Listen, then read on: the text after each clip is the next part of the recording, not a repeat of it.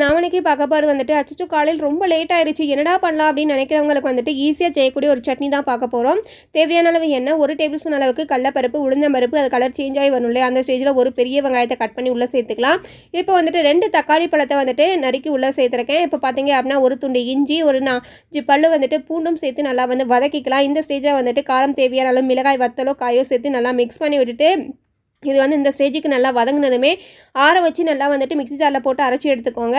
இப்போ வந்து அதே கடாயில் தேவையான அளவு எண்ணெய், கடுகு, பருப்பு, கருவேப்பிலை போட்டு நல்லா வந்து கருவேப்பிலை கலர் சேஞ்ச் ஆகி வரும் இல்லையா? அந்த ஸ்டேஜில் வந்துட்டு அரைச்சி வச்சிருக்க பேஸ்ட்டை உள்ளே சேர்த்து நல்லா வந்துட்டு மிக்ஸ் பண்ணி விடுங்க. இப்போ வந்து நான் மிக்ஸி ஜாரை வந்து அரைச்சி வரும் இல்லையா, கழுவி வரும் இல்லையா, அந்த தண்ணியை வந்து உள்ளே சேர்த்துருக்கேன். ரொம்ப வாசனையாக இருக்கும். காரம் வந்துட்டு உளுந்த பருப்புடைய வாசனை, அந்த ஸ்மெல் எல்லாமே வந்துட்டு சாப்பிடும்பொழுது நமக்கு டேஸ்ட் வந்துட்டு செம்மையாக இருக்கும். ஸோ இந்த ஸ்டேஜில் வந்த உடனே வந்துட்டு நீங்கள் வந்து இறக்கிறீங்க. இட்லி, தோசைக்கு எல்லாத்துக்குமே வந்துட்டு சூப்பராக இருக்கும். சைடிஷ்க்காக வந்துட்டு ட்ரை பண்ணி பார்த்துட்டு எப்படி இருக்குது அப்படிங்கிறத மறக்காமல் வந்து கமெண்ட் பண்ணுங்கள். இது போல வீடியோஸ்க்கு சேனல் சப்ஸ்கிரைப் பண்ணி சப்போர்ட் பண்ணுங்கள்.